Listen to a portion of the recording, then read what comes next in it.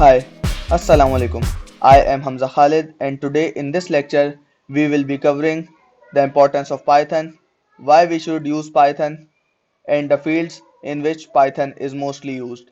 And the contents which we will cover in this lecture are syntax, comments, data types, typecasting, variables, and many more. So let's move on to the lecture. So let's directly jump to our first tutorial.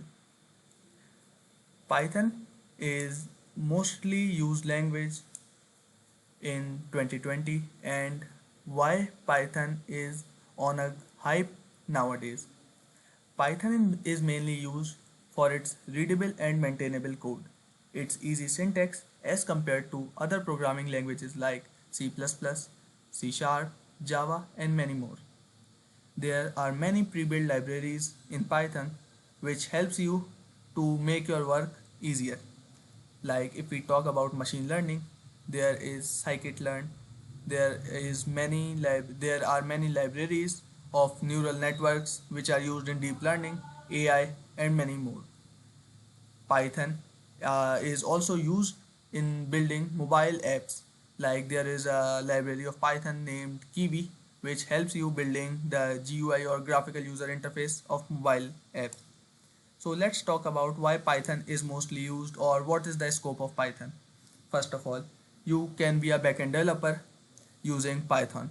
There are two modules of Python from which you can be a backend website developer like Django and Flask. Let's talk about machine learning. Machine learning is a subfield of AI which is used in data science. What is data science? Data science is one of the main Python fields which is on a great hype nowadays because each and everything is moving or converting into data. So wherever there is data, there is the job of or there is the scope of data science. In data science, you mainly have to clean your data to analyze or visualize or manipulate your data and place it into machine learning models to predict the outcomes. Like, for example, credit card fraud detection.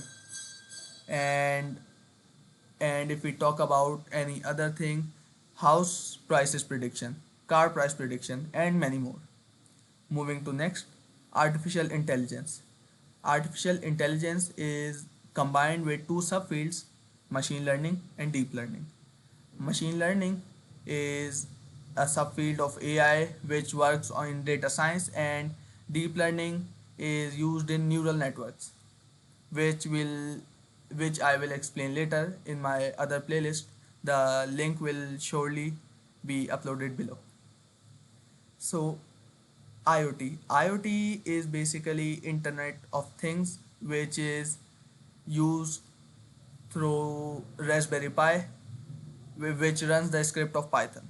Raspberry Pi, if I talk about some basic projects of Raspberry Pi, like there is home automation or smart walking stick, smart cap, and many more. Game development. If we talk about game development, nowadays video games are one of the essential part of our life. So game development is much important in today's world. Python is also used for game development, like there is one or two Python libraries which helps you to build good games like Snake Game, Pac-Man, Flappy Bird, and many more. I know one of the Python library which named Pygame. So let's move on to next, mobile app development. Python can also be used to build mobile applications and to deploy them to Android or iOS. Kiwi is the pre-built Python library which is used to build mobile applications. Python is also used for desktop applications like there is PyQt and Kinter which helps you to build desktop applications. So this is all about what's the scope of Python and why should you use Python. Let's move on to the lecture. First and most important thing is the syntax. The syntax of Python is mainly, I can say that it's most easy syntax of any programming language as compared to the other languages, because it's very close to human language and there is no extra semicolons or other things like in C sharp or C++. The main or the foremost thing of Python in which you should focus more is indentation, because in Python we more focused on indentation rather than brackets or semicolons or colons, etc. The key to use indentation is tab key. We will talk about more on indentation in our next lectures, like the lectures of loop or conditional statements. So moving on to next, comments. Comments are the line written by you in the program, but the interpreter will not recognize it as code. Comments are usually placed to remember the code and the working of the code. So if your code, like for example, if you show your code to any other person, it might be difficult for him to analyze or to read your code without comments. But if you comment your code like this is the function of this class, or this the work of this function is this, so it's easy for the other person who is reading your code to understand your code in a short time. There are two types of comments: single line comments and multi-line comments. Let's talk about single line comments.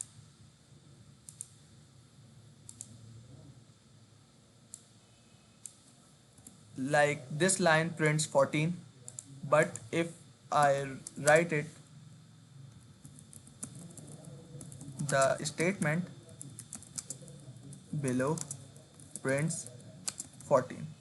Now it's a bit easy for anyone to understand what this statement is doing, but the interpreter cannot recognize this code because this code is commented. So if now I print or now I run this code, it will print the same. This. This is known as a single line comment because it comments a single line. Like hello for line 2. This comments a single line. So moving on to multi-line comments.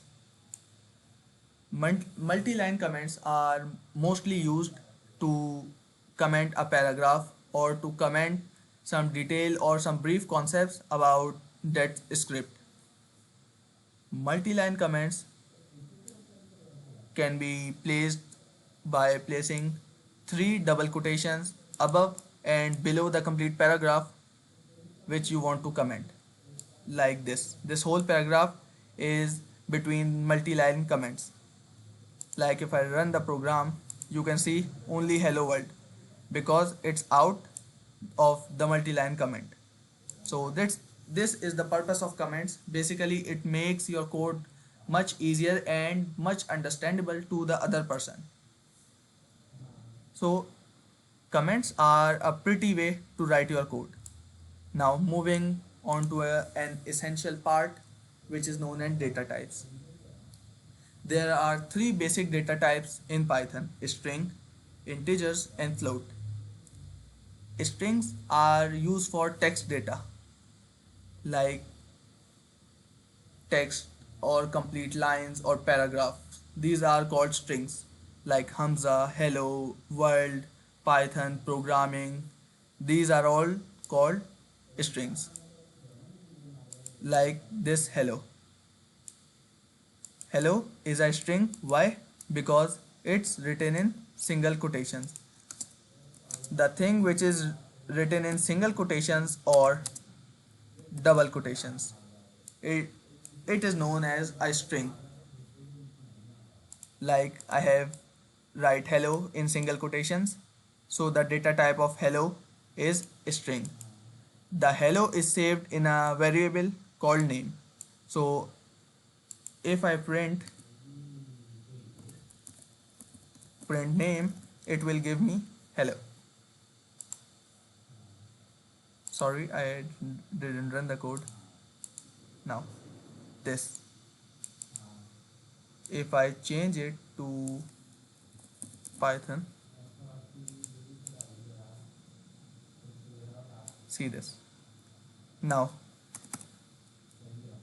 to find out the specific data type of a variable, we use type function. Type function is a pre-built function in Python which helps you to find out your data type if you are not sure about that specific variable. So if I run this, str represents a string, like this variable is a string. Now what are integers? Integers are the numbers without decimal points, like this age 21. If I now check the type of age, or it's below, like this, int. Age is an integer because it is having value 21. The values out of single or double quotations and having no decimal points are known as numeric data or integers. Now, what are float data type? The numeric data or the numeric values which contains decimal points are known as float. Like this price variable is containing a value of 32.643. So if we check out the data type of price, it will give us float. So now let's talk more about variables. Variables are known as containers for storing data. Like in real life, containers store data or anything you want. So in programming language, Python, or in any other language, variables are like containers for storing your data. A variable is created at the moment you assign value to it. And a major impact, or you can say that the major need to use Python is that you are not forced to put a data type before the variable. Like if you have used C++ or C sharp, you have to make a variable like this. This makes an integer, or this is a string, or this is a float. But in Python, you don't have to do it. If you assign a variable 12 a numeric data, it will automatically recognize that it's an integer. Like now, if I get the type of A, it will give me integer, right? Because I have assigned 12 to it. But now if I print the type of B, it will give me str, string, because the value assigned to it is Hamza in single quotations.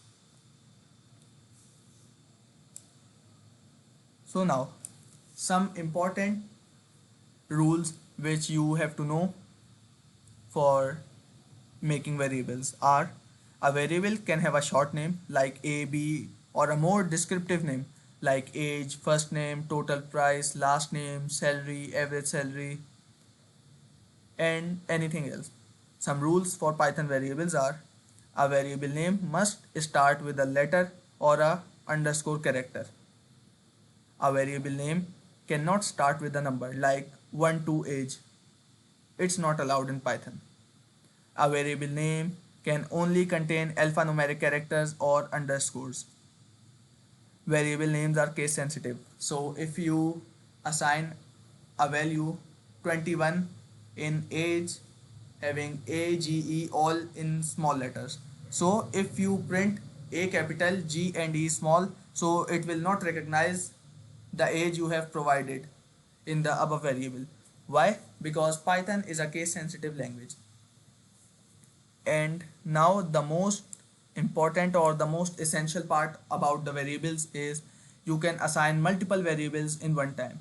Like I have provided three variable names here, and I have provided three values here. First is string, second is integer, and third is also string. So these three values will be assigned to these three variables in a sequence. Like Hamza will assign to name, 21 will assign in age, and M will assign in gender. So when I print these three, I will get this. And you can also place a specific value in multivariables like word, s word, and t word having same value hello. So if I print all these, they all will contain same value hello.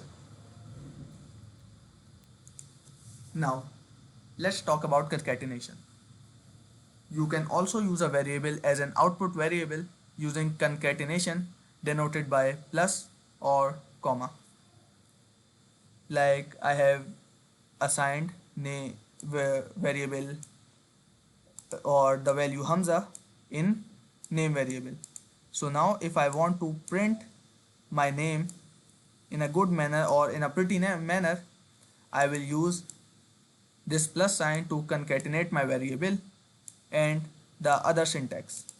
So if I print my name is, then plus and then my variable, it will print hello Hamza. And the same thing goes for comma, right? Like also this, you can multi concatenate multivariables in a single print statement like this, or you can concatenate two string values also like name and gender, which we have assigned above like this. But an error will occur if you use plus sign to concatenate an integer or an string. It is not allowed in Python. Like, read this error, type error, can only concatenate string to string. But error will be resolved if we use comma to concatenate a string with an integer like this, right? This is the difference. Now moving on to the next part is our user input. So what's user input?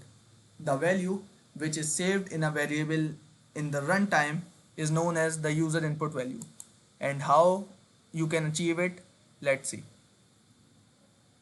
Input is a pre-built function in Python which is used to input something at runtime. So after input, it's some text I have written in this, and the value which will be entered by the user in runtime will saved in this variable name. So now I run it, I enter Hamza. Okay, then I run this.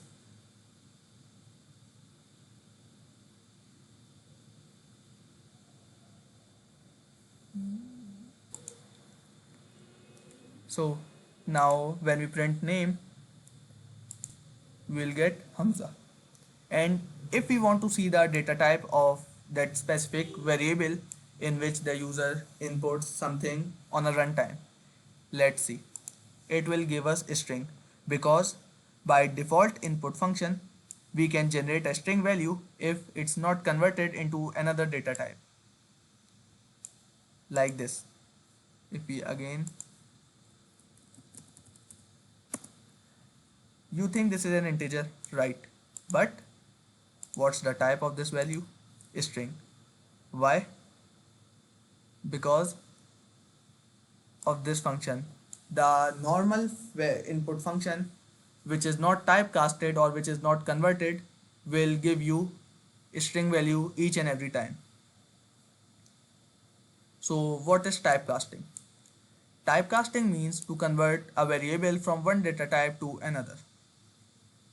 Like if we assign 13 in single quotations in x, it will give us a string data type. But if we want to convert that specific value to an integer, we will use int for converting into integer brackets. now our specific variable in it, x. So now if I can see the data type of x is string and the data type of y is integer. So now I can also convert an integer value or an string value into float like this. You can see that. Now if I want to convert an integer value into float, it's also possible, like you can see here, like this. Now how to convert a value or how to input an integer value at runtime from a user. So simple, if you do this, it will give you an string value because the normal functions always gives an string value, but to typecast it I can use int, bracket open, then bracket close. Now the value which will be entered by the user will be saved as a integer data type until and unless it's only a numeric value. Run 1 2 3 5, enter. Now if I check the type of age, it's integer. You cannot convert text data into numeric, decimal point into whole numbers. So that's all about today's class or for tutorial 1. Next we will be covering some more basic concepts and then we will be moving on into loops, conditional statements, text filing, functions, classes, objects and many more. So you can find this Jupyter Notebook file in the link below the video. Kindly make sure to please like and subscribe it so more users can view. Wait for the next tutorial. We will cover all basic Python programming, then we will be moving on to advanced Python programming, then machine learning, deep learning, and how to build mobile app applications using Python and many more. So thank you for watching.